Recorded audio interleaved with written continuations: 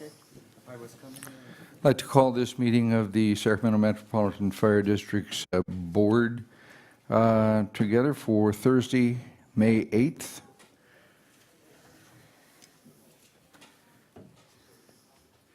First agenda will be the Pledge of Allegiance, and will Director Pearson help us with that? Sure. I pledge allegiance to the flag of the United States of America and to the republic for which it stands, one nation, under God, indivisible, with liberty and justice for all.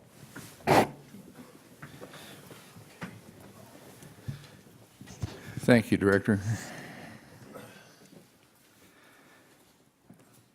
Metro Cable announcement. The open session meeting is videotaped for Cablecast on Metro 14 Cable, replayed on Saturday, May 10th at 4:30 p.m. and Monday, May 12th at 6 p.m. on Channel 14, webcast at www.sacmetrocable.tv. Open session meetings are also available for viewing on the district's website at www.metrofire.ca.gov. Opportunities are provided for the public to discuss matters of public interest within the district's jurisdiction, including items on or not on the agenda. And Madam Clerk, do we have any speakers? We do have one speaker this evening, Mr. Roger Mitchell.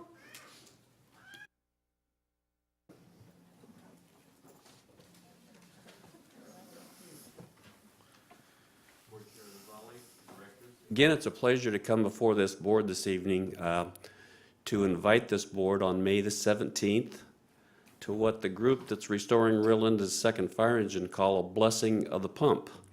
The pump is completely restored for this truck, and we're going to have the fire district's chaplain has agreed to be there that day to do the blessing for us.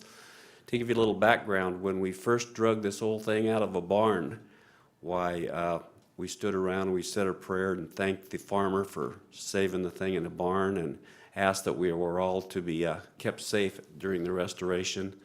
When the frame was first restored, the very first piece, we repeated that. This will be the third time, and it's when the pump goes on the chassis.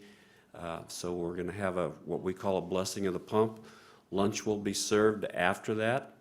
And the way that will be worked is we'll have a fire boot out for donations. I've been told that the chief would probably lead the procession, and I forget whether that was a $500 bill or a $1,000 bill that he was going to put in the boot. But that's a small that item. was 1,000. Yeah, it can't be 500. I was there when he pledged 1,000. Thank you, Director. But anyway, we would like to have as many of you that could come. I would also thank Director Clark. He called me today, asked if he could make an appointment to come out next week because he was unable to attend on the 17th. So, Director, we're happy to do that. Certainly, if any of your other directors would like to come with you or part of the administration or any other time, you're always welcome. So again, that's May 17th, start time 11 a.m., and I'm prepared to answer any questions you might have. Thank you. I do have a question, actually. Yes, Director. What's your anticipated time frame for having this project completed? Director, it's tough to answer that only because it's a financial thing.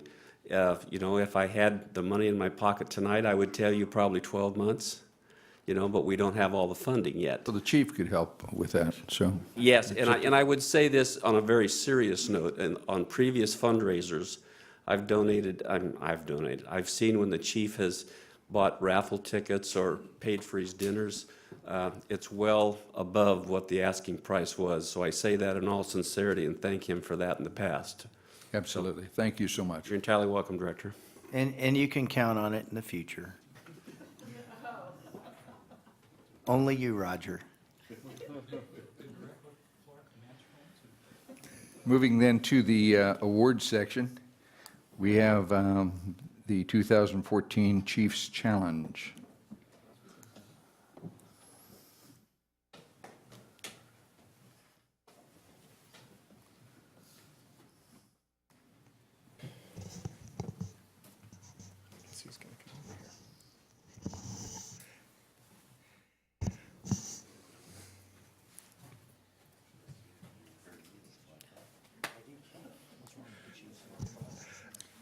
surgery. Thank you, board members, for having us here tonight. I'm Jim Doucette. I'm the executive director of the Firefighters Burn Institute, and I was here, I think, about 1 year ago to do the exact same thing. I want to introduce some of my board members behind me. This is Angela Mastagni, Mike Fye, and two of your battalion chiefs, Forrest Rowell and Mike Daw. They're all on my board. They help with the Firefighters Burn Institute. If it wasn't for them, we couldn't do our job. This past February was our big boot drive that we have every year at Sunrise Mall. It's our largest fundraiser of the year. We raised this year, I think it was a little under $115,000, so it was a good year. We could not do it without the help of not only our firefighters, but your firefighters here at Sac Metro Fire, the people of Citrus Heights, the people at Sunrise Mall, and tonight specifically your fire chief. Whenever I need anything for the Firefighters Burn Institute, I text this guy, I call him, and like no other, he is always there for us. So I want to really let you know he supports what we do, and I really appreciate it. Every year we do a Fire Chiefs Challenge, and every year it's a Sac Metro Fire Chief that seems to win. And this year was no different. Although Chief Hinkie wasn't actually there this year, somehow he did collect the most money. And I don't have the exact figures, but just that one, I think it's a 2-hour period where we do money in the street, we collect money in the streets on behalf of the fire chiefs. And I think some arm twisting he does back here in his office. He raised, I believe, just a little under $1,800. Does that sound about right? Yeah, it was. The other chiefs that came out did well too, and they're slowly but surely catching up. So next year we'll put some pressure on them to do better. So anyways, without any further ado, here's the perpetual trophy that's just going to probably stay here. I didn't put the year on it yet because I'm afraid I was going to break it, but we can do a little photo op or whatever with everybody. Angela, why don't you get up here too, 'cause you're a little tiny thing. Is this okay?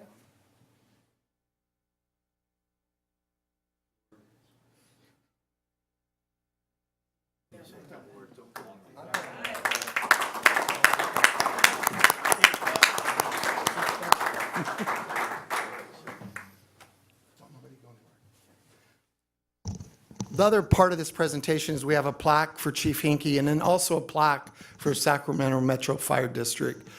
So I don't know what you guys do with it, but I'll give that to you. And I know you want to say a few words, so. Well, I would just, first off, there is a lot of arm twisting that goes on here. So this is the first year I wasn't able to make it there. But from the board of directors to senior staff, they all contribute in. I don't think that it's cheating. I like to think that the money goes in early, goes for a good charity, which is the Burn Institute. I've known Jimmy Doucette back here for longer than anybody other than I think Brian Rice and Pat Cook when we were all union leaders together back in the day, going back probably 20 years.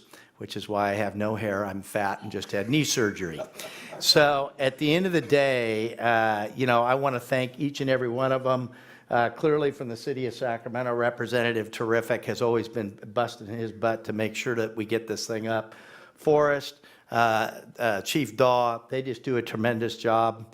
And of course, the Mastagni Law Firm has always been a stand-up group of people in philanthropy for the community that we serve in the whole Sacramento region and beyond, and they need to be commended, and I can see that they're well represented tonight here as well. So I just want to say thank you. This award's for Metro Fire, not for me, and thanks to everybody that contributed. Thank you.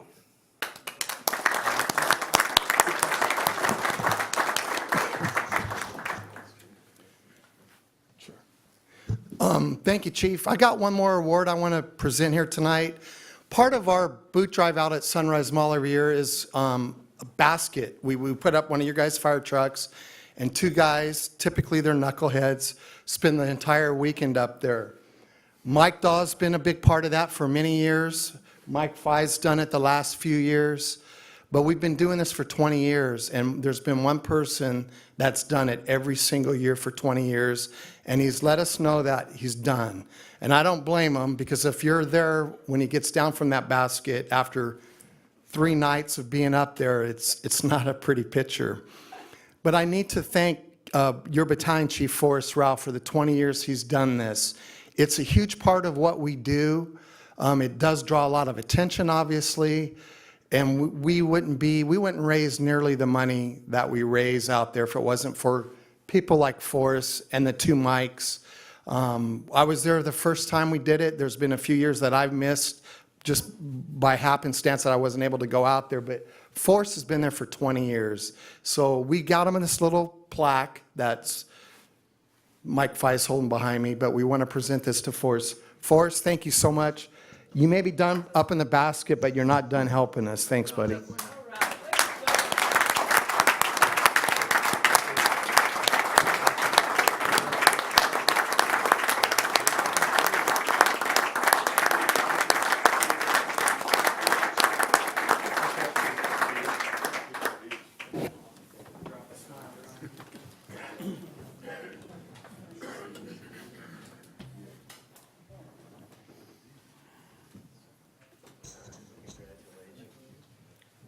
Thank you guys for having us. We really appreciate it. Thank you. Hey, Jimmy, I understand that's Forrest's favorite camping spot over there. I don't know. I go home at night, so I don't know. Thank you very much. Moving into item 2 under awards, Modified Motorcycle Association of California.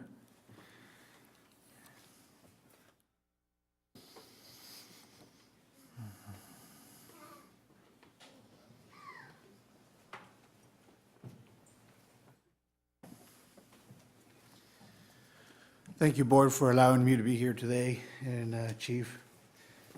We do an annual, my name is Gus Alvarez, Vice President of a Modified Motorcycle Association of California. We're a nonprofit. We are the equivalent to the NRA, but for motorcycle riders. We fight for the rights. Last year we had our 37th annual toy drive that we do with Toys for Tots. The Fire Station 62 led us to the state capitol just like they did the 2 years prior. And I have a plaque here to present to them for their appreciation of what they do. Thank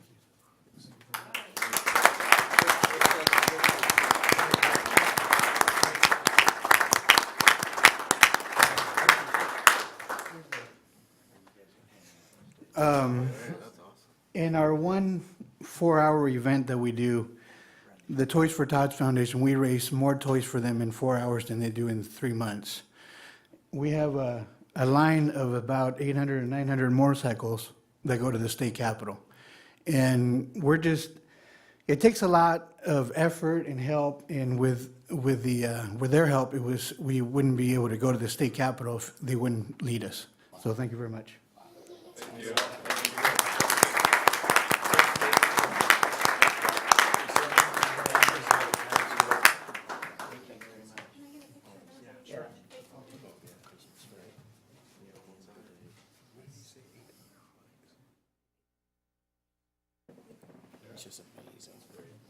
And Station 62 is represented here today, so we certainly appreciate it. Brenda will make sure we get a frame around that picture and they can mount it in their fire station. And I think it just goes to show that from Chief Forrest Rao to the members of Station 62 to the representatives of the motorcycle group that they led, really shows the amount of partnerships that this district, at the direction of the Board of Directors, really tries to get out there in the community and to work with all the different groups. So as much as you're happy that we're there, we're just as happy, if not more so, to be there to help you in what you guys do, which is just an incredible charity for kids. Thank you.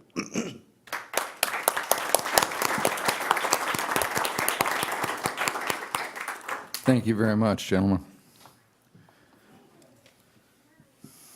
Moving into the consent items. Mr. Chair, I move consent items. Second. I have a motion and a second. Would the clerk call the... I have a question. Oh, I'm sorry.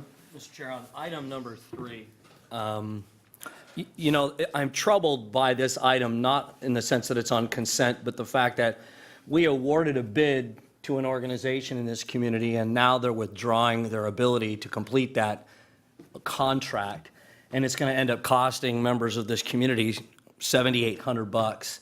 Seems to me like the organization that's asking to get out of that contract needs to pony up a little bit of that money so that the citizens don't end up footing the bill for an organization that won a bid and then can't complete the job. I get that it's probably bleeding a turnip, but at the same time, I think it's not fair to the other bidders who may have not been able to win that bid in that function, and then really there not be any penalties. So perhaps in the future, there ought to be some kind of a bond that some of these bidders put forward so that they can't complete the contract as priced, that it comes out of a bond issue, because to me, it seems unfair to those that bid in the original opportunity and didn't get the work, and now the winner gets to just ask to withdraw with virtually no penalty. So I'm just troubled by this. It's the first time I've seen it, and it just seems like the other organizations are paying the price.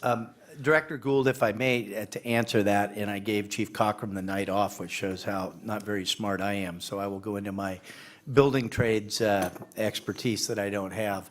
We have to follow state law in regards to the bid processes, and surprisingly enough, even on the simulator on the issue with Zinfandel and the USAR props and stuff, a lot of times those bids will go out, and there's experts that are sitting up here that come from the trades. Bids go out, there's a timeline where they get to withdraw their bid during the process of opening those bids and do that. And it's something to see. I learned a hard way. On the USAR, both these projects, by the way, were pre-qualled and were union labor. And the contractors, some of them that bid, pulled their bids. And what happens is, as they go through the bid process and they open it up, they realize that their bid agent that makes the bids, draws the bid up, made a mistake. And in fact, one of our contractors that we use, it's just been stellar, they lost out a bid because they made a mistake and had to pull it on the concrete portion of a bid. Because whoever was doing, and I forget the technical term, for putting their bid together for their firm, made a critical mistake and realized it at the time that it's open. So we follow the law. There's a procedure that's in place for them to do that. I will follow up and make sure that this fell in that. But I too was surprised at the frequency with which that actually happens as we open up the bid process. So it just comes with the territory, unfortunately. And the one thing I learned is don't get excited when the number first comes in, because it's most likely to change. Because if somebody really underbids and makes a mistake, they're able to pull. They realize that they did something wrong. And so that's within the confines of the law, but I will make sure that we ensure that this went the same direction. Chief, and I appreciate that update. I'm pretty confident that we're following the law. I'm just wondering, is it true that, as I read this material, that we're awarding or they're going to complete one of the station's HVAC systems? Mr. Chairman, I had a conversation with Chief Cockrum over this. Okay. I could shed some light. Okay, so the gentleman from Trimline, I believe it is, was successful in being awarded multiple projects. And I believe he's, at this time, working on one the way it was conveyed to me. He is understanding that, you know what, he cannot complete them by the deadline, which is, I believe, a July deadline. And so he came to the district and he said, hey, guys, I've got this problem. I'm not going to be able to complete these under your timeline. So what they did is they pulled the bids out, they went back to other bidders, and now they're giving some of his projects to the next guy, the next low guy. But it was one of those things where I said, if he was that small to begin with, I'm surprised that he was awarded the project. If we institute some qualified bidder language and we make sure that we're qualifying bidders based on their financial capabilities, their bonding capabilities, their insurance capabilities, their wherewithal ability to actually finish the projects of our nature on time, then maybe we wouldn't run into this problem. But nonetheless, I would say that it's being handled in a reasonable manner. So with my construction expertise, that's what I would say. Yeah, and I would concur. What I would say is that it does concern me as a fire chief when you have small bidders bid things that they can't complete. So that is a fact that I did not have in evidence. This is a large organization. I didn't get down in the nuts and bolts on this one, but I will, because I'm not into awarding contracts to companies that can't meet the timeline. That is a different story. And if you can't do it, then that's a problem. Now, what I will say is, and I always say this, right, wrong, or indifferent, on the labor projects that we've had, whether it's out at Zinfandel or it's been the tenant improvements, and they were labor union contractors, they were done on time and they were done under budget, and I've never, ever had a problem with that. So sometimes you get smaller companies in that try to bite off more than they can chew, hoping that they can get the work and that we're just going to go with additions, add-on fees or allow more time.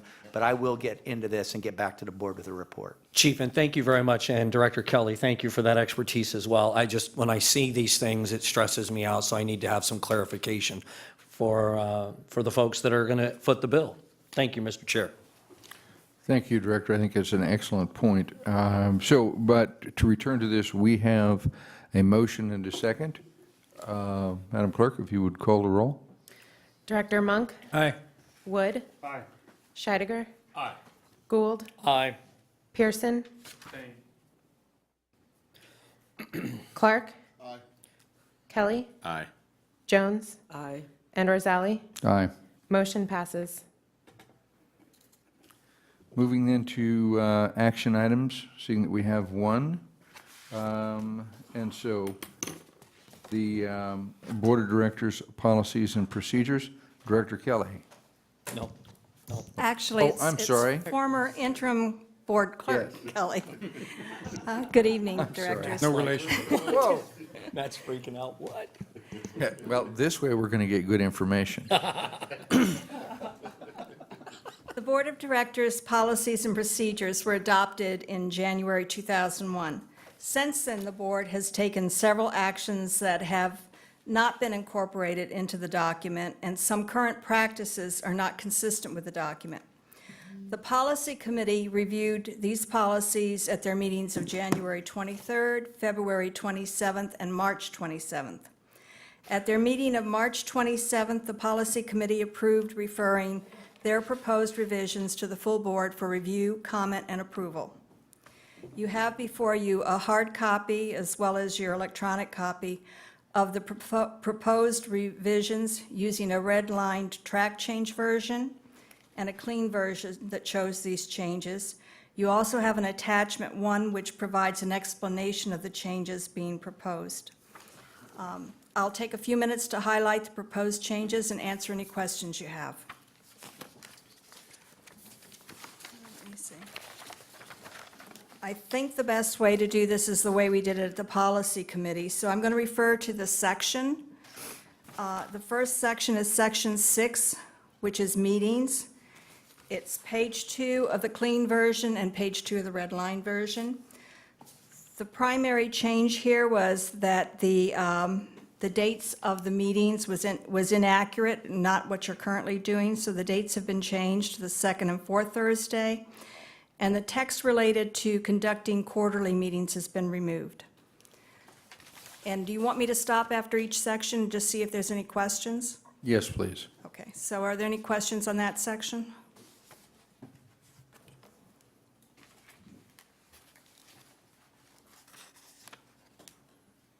None? Okay. On Section 7, quorum, which is page 2 of both versions, there was text there that there's text there that requires, by law, you're required to have 5 affirmative votes to take action. There was additional text in there that required more than 5 votes for certain emergency actions. That text has been removed.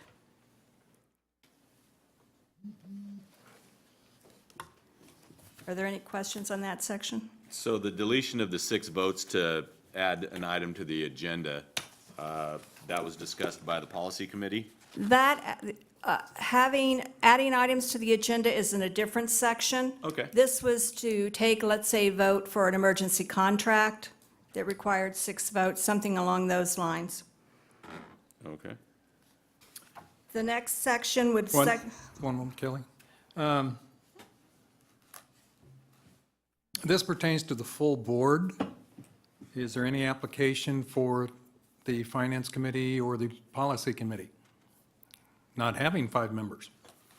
no, I believe this, and your charter for your committees requires 3 members and 2 for a quorum.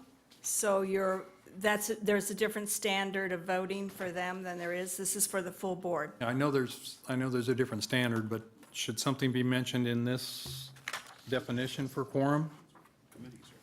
Well, the It is in the. thought process yeah. was if we needed to have an emergency finance committee or an emergency policy committee, it would come from the board as a whole, so the numbers would be the same for that. That the finance committee wouldn't necessarily be calling an emergency meeting. Yeah, it'd be a full board meeting then. Not now. Okay. Okay. The next section, section 14, agenda organization, which is on page 3 of the clean version and page 4 of your red line version. Minor changes were made here. The wording under public comment was changed to reflect what it says on your agenda, as well as what it says in the public policy, communication policy document that you've adopted. We've also added a section to indicate public hearings as separate from action items and presentation items. There's 29 sections. Section 16 is board compensation and benefits, page 4 of the clean version and the red line version.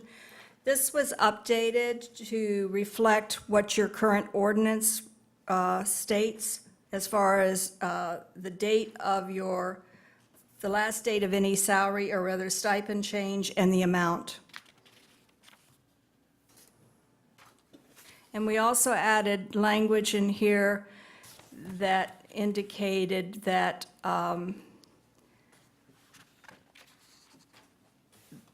it already stated that there shouldn't be no more than, you wouldn't be paid for more than 4 meetings in any calendar month, but it was clarified that this is board meetings, not committee meetings. Section 17, attendance at educational conferences and workshops.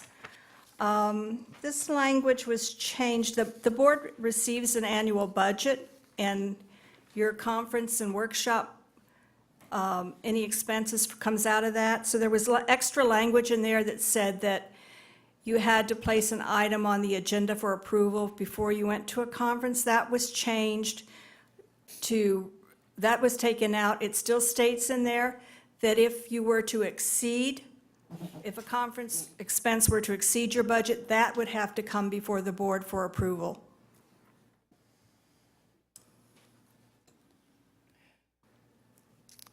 Section 19, fire code appeals, the language, and there was just a minor language change here. Uniform fire code, where stated, was replaced with international fire code, and the city of Rancho Cordova was added. I've got a question on that. Has Sacramento adopted the International Fire Code? I believe it has, because this was, I would ask the fire marshal about this, and this was the language that he gave me. Okay, I don't think so. The Sacramento County Code doesn't even have the International Fire Code in it. In fact, it still states let's see if I brought it.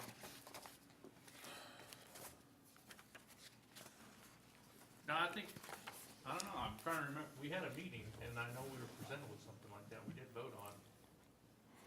Yeah, because even the Sacramento County Code still refers to the Uniform Fire Code, not the International Fire Code. I will confirm that. The fire marshal's not here tonight and make sure, but I'm fairly certain that that this was at their request that we updated, especially with the cities of Rancho Cordova and Citrus Heights. So I will confirm that, but I'm fairly certain that that is what they have adopted, and that's why we're making the change. wasn't concerned about cities adopting this, whether Metro had adopted it. If they're asking us to rule on an appeal that applies to the International Fire Code and we haven't adopted it, that Oh, I see what you're presents saying. issues. Okay. However, it's the cities that have adopted those fire They- codes. yeah, they And if have- They have, that's where the citizen's gonna come to make an appeal. I'm going to, well, they'll make an appeal to us because we're the enforcement agency. But let me just say that I am not going to give an answer that I'm not 100% sure of. I don't run the Fire Prevention Division. I will get back. If that is a clerical issue that we could clean up, I don't think it should be able to hold this up. Clearly, I don't expect we'd have an appeal, and we could fix that if the rest of it ends up being okay. And I'll make sure I get back to the board. On section 25, agenda preparation, actually, I'll take these together, section 25 and 26. Some language was removed from 25 and inserted in 26 instead. And the language that was added in 26 defined what a consent item was, what an action item was, what a presentation was, and what a public hearing was. It gave a little more information about what would be placed on agenda under those items. Section 27 goes back to Director Kelly's question. This item was initially materials for non-agenda items, and the way it was written, it made it appear that you could place an item on the agenda after the agenda was published without any criteria. So language was added in here to conform with the Brown Act for emergency actions, adding items to the agenda.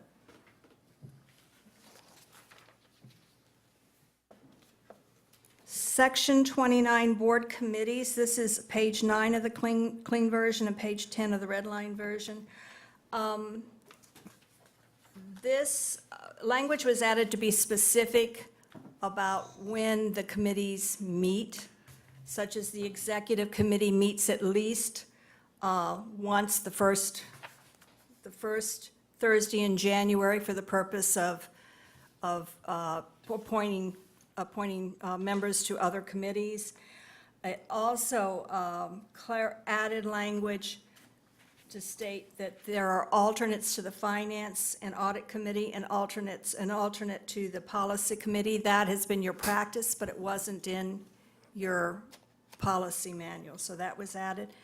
It also provides that your Finance Committee meets on your second Thursday of every month, and that the Policy Committee, since it doesn't meet every month, it's now been stated that it meets on the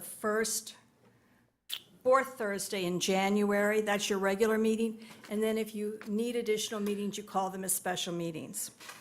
And that's a little clearer than having a meeting, then having to cancel it. This, you just call a meeting when you need it. Excuse me, Mr. Chair, I have a question for the clerk, please. Ms. Kelly, could we back up a second? Sure. Could you just, on page 9 of the red-lined ones, you were talking about non-agenda items? And if you could just give me some numbers that would help explain item 2. It says, if the board finds by 2/3 vote of those present, or if less than 2/3 of the board is present by unanimous vote. Now, if less than 2/3 of the board is present, does that mean we have a quorum of 5? Sorry, so let me see. Okay. So Yeah, I two-thirds can't of. get the numbers to work. Okay, let me look. There are two. Thirds is 6, me less look than at where you're 2/3 is 5, you still have a quorum. I thought we changed. See, it's. Okay, if the board determines by a majority vote, okay. This says. There are two exceptions, okay. For a work stoppage, you just need a majority vote. Whoa. It says, if the board finds by a 2/3 vote of those present, or Okay. if less than 2/3 of the board is present by unanimous vote. Right. There's a need to take. So it's All right, either going to be okay, 6 or 5. All right, let's stop for a second. If the board finds by a 2/3 vote of those present, if there are 5 present, that's a quorum. So how many votes would be needed? 3? 5 is minimum. Okay, then for me, it's confusing. Yeah, It says and- if the board finds by 2/3 vote of those present, because, Yeah. because 5 would be a quorum, and that would be present, and that would mean, Well, 3. this language is actually from the Brown Code. It's specific Oh, no language wonder by it's that. kind of- Yeah, and so it's written for, I think, whether you had a 5-member board or a 7-member board or a 9-member board. That's why it's ambiguous, rather than real clear. But for you, what it means is if you had more than 5 people, well, if you had 6 is 2/3. 6 or more people, you need all 6.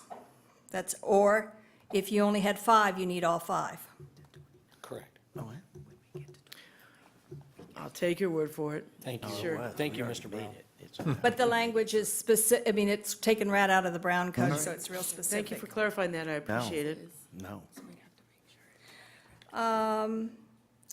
Let me see, I think we were on so item 31 Hold on, is- excuse me if I can.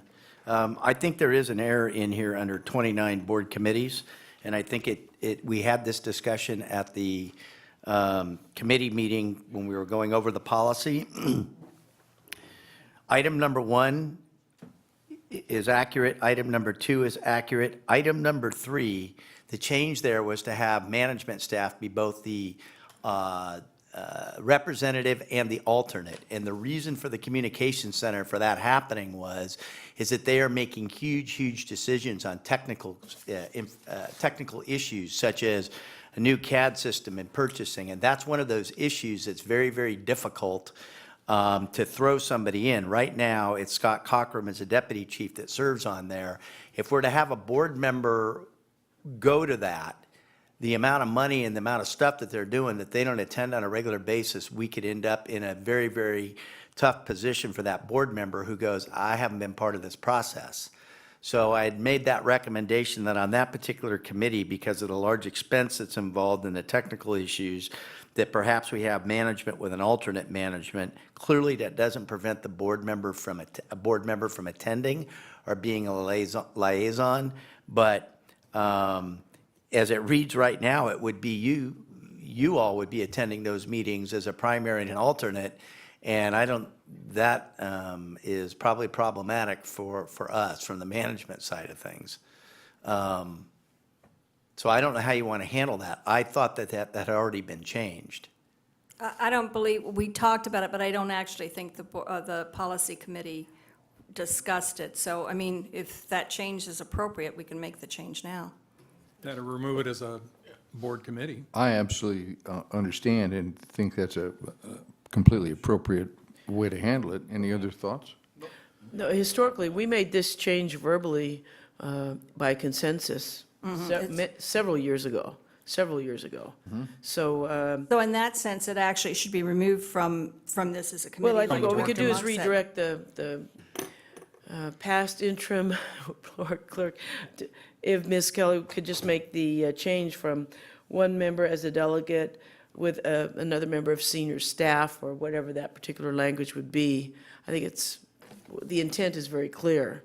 We could leave it up to the clerk to insert it, or if she prefers to work I with think clerks first. I think you'd be best in Remove the it. policy thing is to just simply remove it from the deal. We have a committee, and if you want to insert something, you can assign somebody as a liaison, would be my recommendation to the board. If you wanted to have a liaison that went to the communications from the board to sit in there, but not on the actual panel, because that's governed by the Brown Act as well, we can do that. This is the one committee that even I, as the fire chief, have really delegated out to Chief Cockrum, and other than getting reports from him on exactly what's going on, I'm very hesitant to get into that pool, because even I have not followed all the technical issues that they're dealing with on CAD RFPs and design and boundary drops and everything else that they're doing. It's pretty complicated and advanced. So I guess my recommendation would be is on that particular committee, just strike number 3 and renumber them. I agree. If we're not going to have a board member that's serving as an appointee, then I think we just remove it as a committee. It's not a board committee. It's not a board committee at that point, so I think we That's just right. remove it But and continue nonetheless- our practice today. it'd still be nice to see it on the agenda. Yeah, absolutely. I think we have, Know yes. when those meetings were taking place, if nothing else for general public knowledge, should they have a desire to. And we do that now. I believe Chief Cockrum normally reports on that, although he's not here tonight on what they're doing. And the other issue is we put budgets together. The JPA budget for dispatch is in there. So we have to come to the full board anyways for budget approval and talk about what changes are happening and those types of things that have consequence, which there will be some with some pretty large expenditures coming up. So the whole board would be in on that. Okay? So the consensus is to remove that item number. Correct. Renumber. Okay, on section 31, this is a new section, public communication. The board has adopted a public communication policy, it's 119.01, and some of that information is on your agendas, but it's not reflected in your board policies. So language was put in here so that anybody picking this up will also have an understanding of how to communicate to the board both verbally and in writing. So this is actual wording of the policy that you already have in place.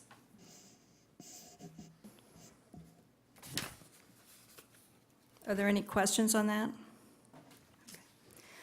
So if I can try to explain, the appendices, let me try to explain how they're related. I'm going to look at the red line section.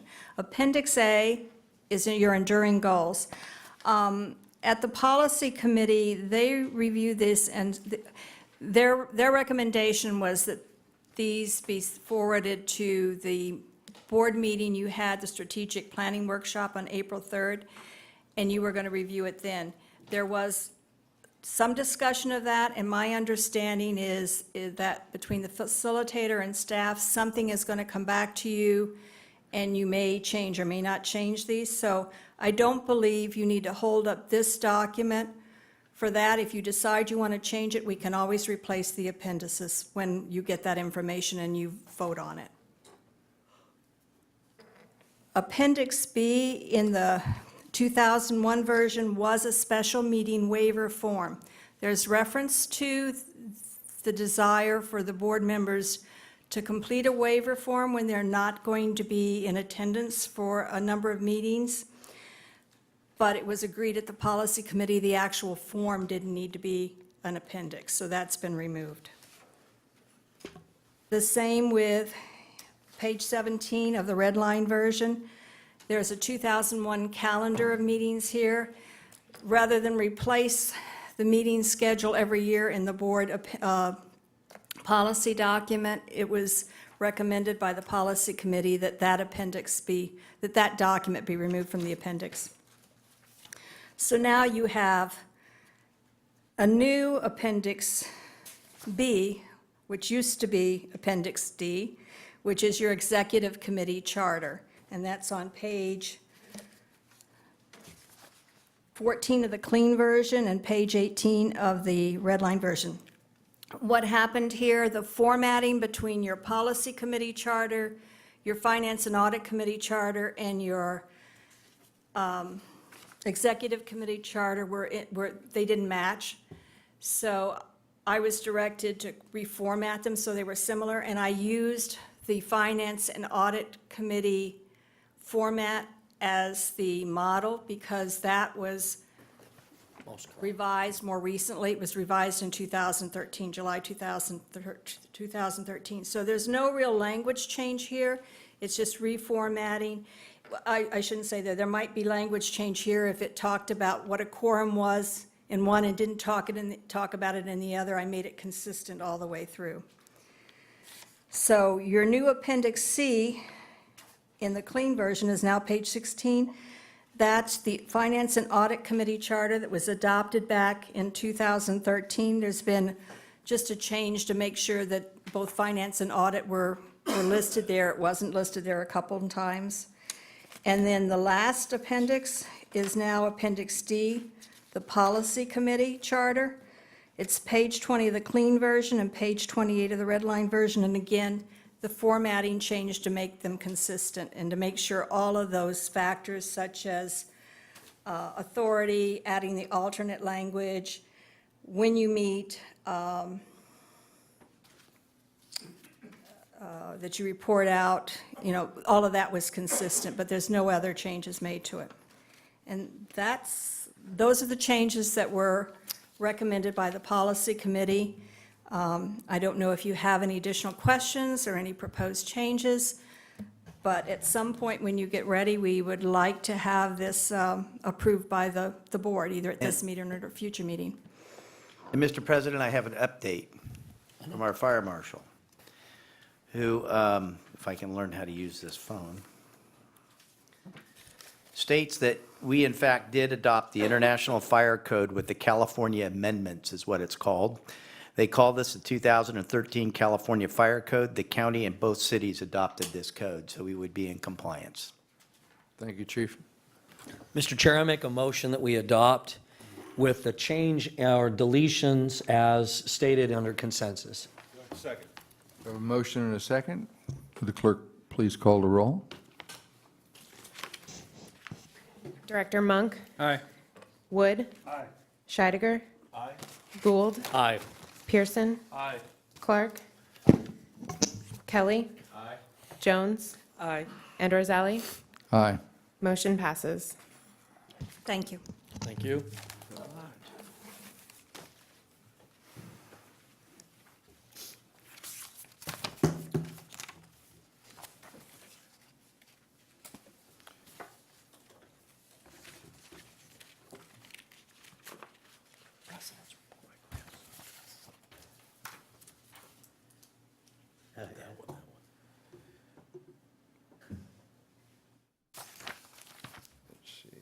That's awesome.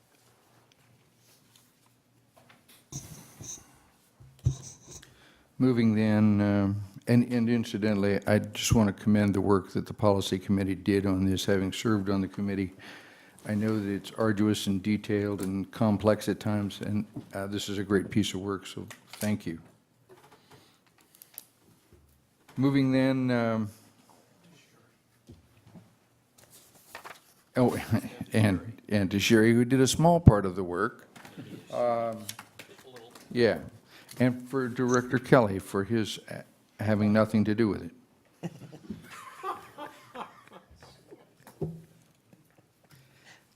So, moving then to the President's report, and there's nothing, the President's not going to report this evening, so let's move then to the Fire Chief's report.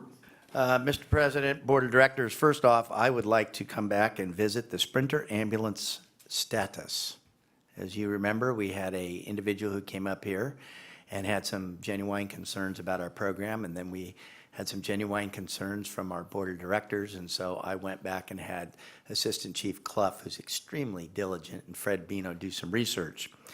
So, first off, and this is no slam against any manufacturers. I'm going to name manufacturers that you're buying things for what you use them for. I just want to make that clear. They're not competing. They're two different units. Our current ambulances, our big box ambulances, happen to be on Ford chassis. They get 6.8 miles to the gallon. The Sprinters are averaging 14.6, who are made by Dodge, Freightliner, and Mercedes. All in the same plant. The only difference is they changed the emblem. And it is a non-union plant, but it is in America. This is a 113% increase in fuel mileage. Sprinters also have a high-efficiency diesel engine, which is listed as an eco-friendly and carries a green badge identifying it as eco-friendly diesel engine. The increase in fuel efficiency and eco-friendly diesel together reduces our carbon footprint. The increase in fuel efficiency still results in $25,141 a year fuel cost savings per unit. So it's a big savings in fuel costs. Can you say that again, please? How much? Each unit saves us from the other older units $25,141 a year in fuel. Per unit. Now, I know your next question, Director Scheidegger, because you're always way ahead of me, is, well, what happens when all 8 of those are on the road? They will be saving Metro Fire approximately $200,000 a year, which is what we're saving in fuel. Now, let's talk about brakes and tires, because I have spent a long time analyzing this. Brake jobs on our current units are 4 to 1. We do 4 brake jobs for of those big units compared to every 1 brake job that we do on the new Sprinters. Tires appear to be lasting at least twice as long. And as there are only 4 tires to the Sprinter, where there are 6 on the others, tire replacement is 33% less than on our current ones because they have dual rear tires. Paint resistance. I'm kidding. Sprinters are only available in Dodge, Freightliner, and Mercedes. All 3 are identical and produced in the same plant in Ladson, South Carolina. The only difference between the 3 Sprinter types is the identification badges. With the opening of the Sprinter operation, the division created 1,800 new jobs, which doesn't matter. And although Dodge is a UAW employer, the Sprinter lineup that they build is non-union. So that's the facts as they are. There are no producers of Sprinter van ambulances other than Mercedes. Both the Freightliner and Mercedes Sprinters are identical and come off the same assembly line, which is housed in the American LaFrance factory. Last but least, our current big box ambulances that we have cost us $175,000 to purchase, and the new Sprinters cost us $102,000.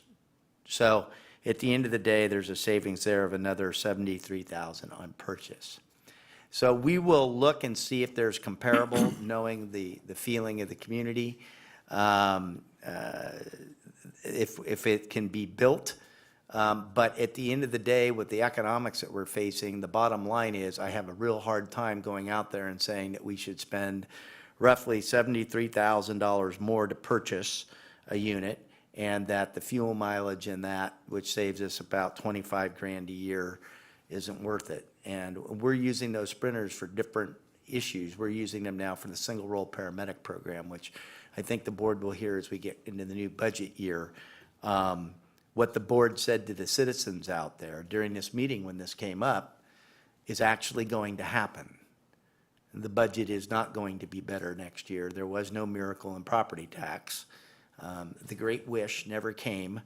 Christmas isn't early, and we're going to be dealing with some pretty hardcore facts. So I wanted to report back to everybody on that in regards to that. I know that members rightfully had concerns on that. And I wanted to make sure that that status was there. Wildland season was declared on May 4th. Jeez. We're shooting for April maybe next year. We are in one of the worst droughts that we've ever had, and we anticipate that the wildland season this year is going to be horrendous. I do not ever remember declaring wildland season in May.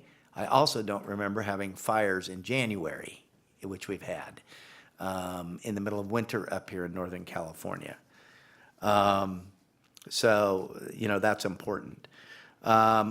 On this week, Cap to Cap attendees, Director Jones, Directors Kelly, Director Pearson, Deputy Chief Cockrum, Deputy Chief Holbrook, and Larry Davis went back to Washington, D.C. for the annual Cap to Cap, which was extremely productive. And I have not had an opportunity to really catch up with them on all their meetings, but we will, and I expect probably at the next meeting we can get a more detailed report. The Public Safety Community Appreciation Breakfast is on the 9th. DA and staff board members attended on May 9th. Will be. That would be tomorrow. Right. We'll be attending. On May 12th, we have a promotional ceremony.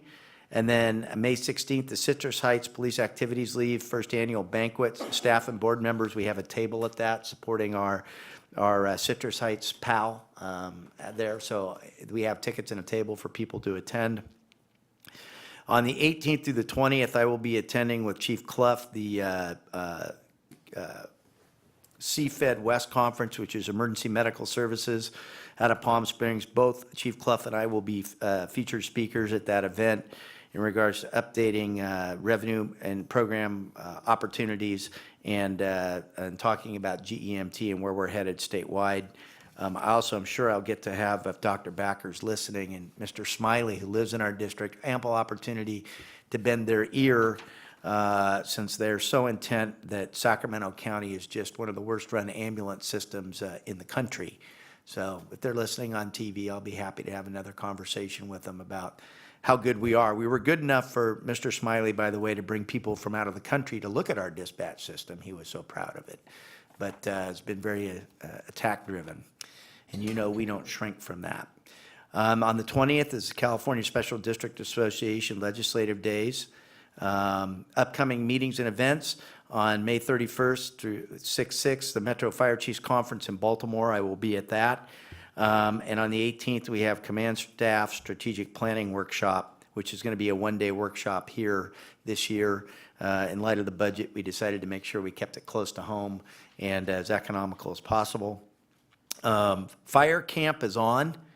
Believe it or not, there was a big question on whether we were going to do fire camp because of the drought and water usage. But Brenda Briggs, as always, has been stellar and come through, and they are going to hold fire camp. And I know that's very important to the directors and to a lot of the people in our community that attend and have their children attend. So I think that's an exciting event. And Brenda and Captain Wenham, is that right? I always forget the name. Wegener. Wenner. Oh, Jeremy Crawford this year, whose dad used to be a BC for us, are going to be really anchoring that up and helping put that on. So remember, fire camp is July 15th through the 18th. Retirements effective May 1st, Engineer Dale Martin, Engineer Theodore Bragdon, Engineer David McFarland, Captain Kelly Tassoni, Supervisor Inspector Russ Blair, and Captain, they all retired. And then on May 6th, Captain Ryan Keski. So to all of those people, we wish them a great retirement and wish them a long and healthy retirement. Promotions, effective May 1st, Julie Cole was promoted to Human Resources Specialist. Quite a story there. I believe started out in the public education sector here, was then demoted from that position, and is one of the hardest workers in the entire district. Worked her way back up, and now is a Human Resources Specialist. She was doing the job anyways, as you know, everybody picked up the stuff, and there was nobody more qualified. And another person that was in our public relations or public education was Leslie Miller. She's now moving to Secretary in Human Resources, tested for that and accomplished that. So it's always good to see our internal people doing it. Also, recruitment, we have an internal opening for EMS Battalion Chief. And the reason for that is because Scott Clough basically lives at the big white building downtown because of the legislation that we're trying to push on the revenue issues. And in fact, I think he's got me scheduled to fly to Southern California to meet with the chairman of appropriations in their district because all these issues are going to hinge on this. So with him doing all that and revenue being so important to the district, we need to have somebody watching day-to-day business more than what's happening, and he's just not here to do that. Offices will be closed on Memorial Day, Monday on the 26th. And other than that, I appreciate the understanding of not going to cap this year. I tried to do well. 1 week I had a root canal and then got a head cold that then clogged it up, and I thought the left side of my brain was going to come out. And then the next week that wasn't enough. I went and had orthoscopic knee surgery, of which I still was going to go to cap until my wife informed me that I was not very smart, which President Orzali says he's known for a long time. And so I elected not to go, and I will tell you, I would not have been a happy camper because I spent 4 days with my leg elevated on ice. But I appreciate all the emails I got and that. Everything went well. As you can see, I'm probably supposed to still be on crutches, but let's not let that get in the way of progress. My knee appears to be working, and we're grinding away. So with that, I'd like to thank you and answer any questions you might have.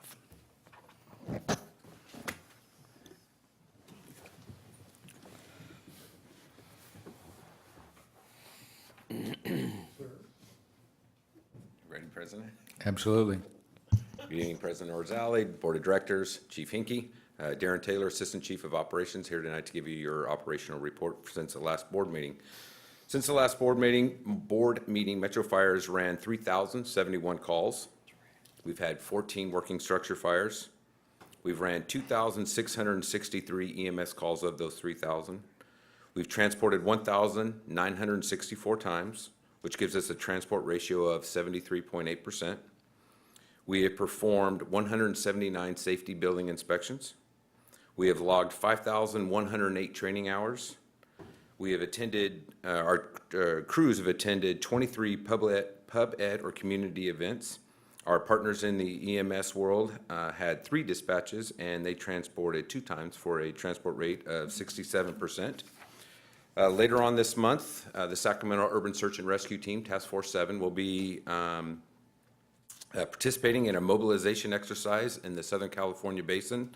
And 19 personnel, it could be as high as 20 personnel of our agency will be part of that deployment down south, and we wish them well and for their taking part in that exercise. It's a big deal that goes on every year. And as you heard, Chief Hinkie stated that we did declare wildland fire season with a partnership of CAL FIRE, Sacramento Fire, Consumnes, and Folsom, which are our regional partners, and we did it all in conjunction on, as the chief said, the May 4th time. So thank you. If you have any questions, everyone have a nice night. Thank you. Thank you very much. 522. Then moving to representatives from 522. Good evening, President Orzali, Board of Directors, Chief Hinkie. I only have a few things to report out tonight. One of them being which is we're currently on phase 3 of the captain's promotional exam. That should be finished off in the next couple of weeks. And then next month, we start the BC promotional process. Good luck to all those going through the promotional process. I wish you well. And the Firefighter Burn Institute is having its 3rd annual tropical affair on June 28th. I invite you all to be there. It's going to be a really good time this year. And that's all I have to report out on tonight. If there's any questions, I'm free to take them. Thank you. Thank you. Then moving to General Counsel, there's no report. Then committees and delegates report. The Executive Committee presently has no scheduled meeting. Moving to the Communication Center GPA. They're not available. Chief Cogram's not here. Okay. Moving then to California Fire and Rescue Training JPA with Director Kelly. The Fire Rescue Training JPA has not met since I last reported out. We have a scheduled meeting for July 12th, I believe. June 12th. June 12th, excuse me, thank you. Thank you. Finance Committee with Director Jones. Thank you, Mr. President. Finance Committee met tonight, and I'd like to share with you a little bit of good numbers. Granted, it's not going to solve all our problems, but some of the highlights were a $2.7 million check for our ground emergency medical transport, the GEMT. So that $2.7 million is why Chief Clough is down at the big house a lot. And so it's paying off. And as you recall, there's still kind of a discussion, AKA standoff between the state and feds, that may or may not resolve by the end of the year, and we're looking at about $1.16 million with that resolution, unknown time period. Another number that I thought was just excellent for so recently being started, we have our CalPERS Employee Retirement Benefit Trust Fund, where we pay in for retiree health care. And we're already up to $4.6 million on that, and we just started. Again, don't know if it's going to be sustainable, but we're in the right direction. And I think our district is one of the few, if maybe perhaps the only one, that has done this. And that's terrific long-term planning. All right, and another section are some ambulance, emergency medical services revenue. We're up at about $30 million in ambulance revenue, and a chunk of that is with our new single-role paramedic program that was just initiated, as Chief mentioned. hopefully expansion, very needed service. First year, $700,000 in additional revenue from that first year. Again, these aren't. That's a month. I'm sorry, a month, I'm sorry, you're I right. was just A gonna say. month, oh my gosh. It's like Mea monthly. culpa, mea culpa, mea maxa culpa mea. All right. What'd she just say? Uh-huh, fess up. Okay, and then our next meeting, June 12th, 5 PM, Any this closed quarters. captioning? Thank you, Mr. Chair. Can I just ask a quick question? No.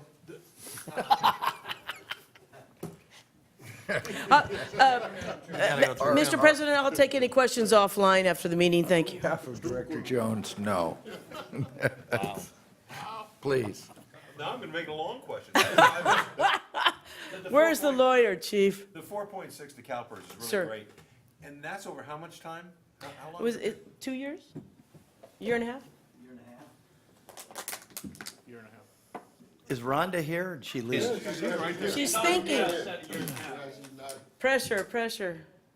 No, just approximate is, We opened it right after the end of the fiscal year, so I would say the summer of 2012 it was opened. okay. But we didn't really have a steady stream of income for it until we had the concessions that started July 1, 2013. I think that's really noteworthy. No, it's fantastic. That's less than a year. Thank you very much for entertaining You're my very question. welcome. I anticipated another direction. Thank you, Director. We'll talk offline. That's what I said. Maybe not. So then, let's see, where were we in this process? Policy. Policy. And Director Scheidegger, if you take over and present about the policy committee? Should be him still. Director Pearson. That's okay. I'm sorry, I'm just following what it says here. Oh, maybe he Go was here. ahead. No, I just wanted to thank our previous board clerk for all of her hard work on that, putting that together. That's what we've been working on, is what you guys voted on today. We have no other meetings scheduled, and that's it. Thank you. And now, closed session? We have no closed session for this evening. Board member questions and comments. And so moving then to the questions and comments section, and beginning with Director Monk. Thank you. Want to start off by thanking the public members that offered public input at our public hearings in the past several meetings. Want to thank the retirees for their hard years of service to this district and to the community. I thank those people that were promoted in place of all the retirees and the people that were transferred to different positions within the district. We spend a lot of money on our employees and have some of the best ones in the region, so I'm glad to see them stay here and foster new positions. And finally, I want to thank Chief Taylor for his number breakdowns on the operations report.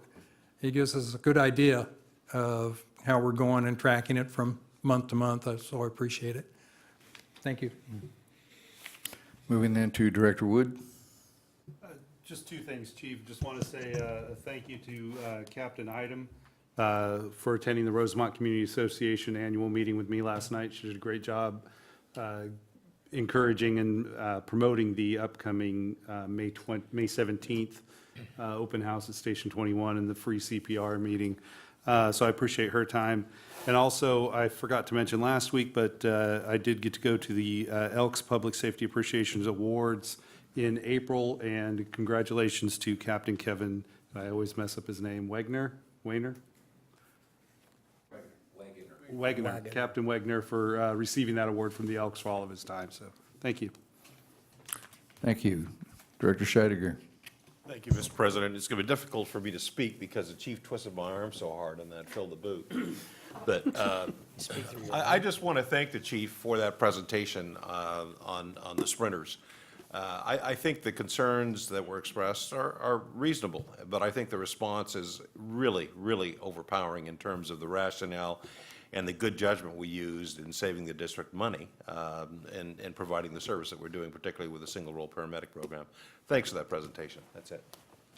And if I could just follow on to that, Chief, this is something we might consider having a bullet point document that was available. If somebody asked the question, we could just email them the facts or put it on our website as something if you have questions about this. Yeah, that's a good idea.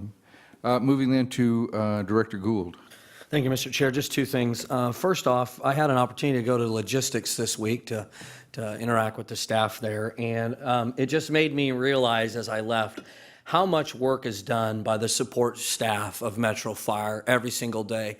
Our fleet maintenance group, I mean, the reason we have a state-of-the-art facility or state-of-the-art organization is because a lot of the staff out at these different facilities do just a tremendous job, and I was very impressed with the hard work that was going on. And those folks sometimes are maybe, behind the curtain, so to speak, and yet they just do a stellar job. And I want to commend the folks at Logistics, and there's 3 or 4 other, I think, trainings there, and probably some other group, but they just do a great job of keeping the men and women ready to respond, which is our primary responsibility. And of course, our fleet maintenance teams, I mean, to be renowned, I think nationally or internationally, renowned for the work by having this conference that they hold is just quite fantastic, because I have an opportunity to interact with some others, and they're not as blessed in their fleet maintenance, and they chew on me a little bit and complain. And yet we just don't hear that from the men and women at Metro because I think of the quality support staff that we have. So kudos to all of them. Please send my thanks to them, because if it wasn't for their work, the men and women who do the day-to-day job of firefighting and EMS and many other things probably couldn't do it as well, because they wouldn't have the equipment that's where it's at every single day. So it just made me pause and think, man, these folks are just really kicking it every day. So thank you to all of them. Thank you, Mr. Chair. Thank you. And Director Pearson. No comments. That's great. Moving then to Director Clark. Yes, I'd like to thank the men and women of Metro Fire for the hard work that they do day in and day out. I'd like to thank everyone for their reports. Chief, welcome back. We missed you, and I'm glad everything worked out well on your knee operation, and you're well again.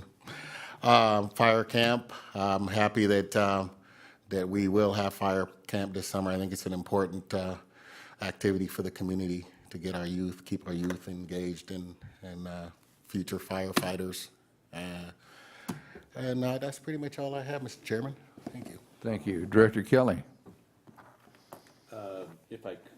If I could, I would like to give my congratulations to the retirees and the individuals that will be promoted as well. I think we had a lot on our minds last time we met because I neglected to speak about my appreciation for the opportunity to participate in Fire Ops 101. That was a genuinely pleasurable experience. I was very very pleased to be able to participate and just get a very small glimmering and eye into what we have, the training, the things that our people go through every day. And I know you lost a friend over the deal. Yes, I did. And but that was truly a memorable experience for me, to say the least. And then also I wanted to say that participating at the Cap to Cap trip for the past several days was great. Spoke to a wide variety of people, from Department of Homeland Security to senators to congressional members, on everything from updates on our simulation center. We spoke to, there's actually a caucus on modeling and simulation. Spoke to those individuals and urged them to give us access to some of the computer modeling programs that we'll need to make this a great success. We spoke as well on things such as transport of fuel oil by rail, and to urge opportunities for grant funding or otherwise for training for the people that work for this district so that they can respond to those disasters should they happen in our area. And last but not least, the cyber and physical security of the grid. Our partners at SMUD spoke on that issue with them, and it was very nice to learn more about the problems that could exist with physical and cyber attacks to the grid. And I'd like to think that we will be well-positioned to help service this district if something bad should happen like that. But that's all I have for this evening, and you know what, you walk like a champ. I said to myself, that's what a surgically repaired knee looks like, huh? Thank you. Thank you. And so, Director Jones? I also would like to thank the district for sponsoring me and fellow directors and senior staff for cap-to-cap visit. Director Kelly enumerated all the position papers very, very well. And not only does it give us an opportunity to promote Metro Fire's role in so many issues that affect our entire region, it's also, it sounds corny, but it's true, it's a terrific networking. It's like a training simulation exercise so that when there are when issues come to the forefront and present themselves, we already know the infrastructure of personnel. We're familiar with the folks, they're familiar with us. And we have overcome that not knowing the other folks type of huge step that makes for a much, much smoother running of mutual projects within our region. And I look forward to all those different areas where Metro can contribute. Thank you. And in closing, I'll make a comment that the Public Safety Foundation will be forwarding an invitation to each of the board members to a reception being held on June 13th at the O Club in McClellan as an introduction to the foundation and to the Lucas device. And so you can mark that on your calendar and you'll be receiving an invitation. Seeing no further business, we're adjourned. What are the hours of that soiree on the 13th? That will be 2 o'clock. Be from 2 to 4:30. Hey, no fair men helping out people that actually work for a living, you know? Whoa.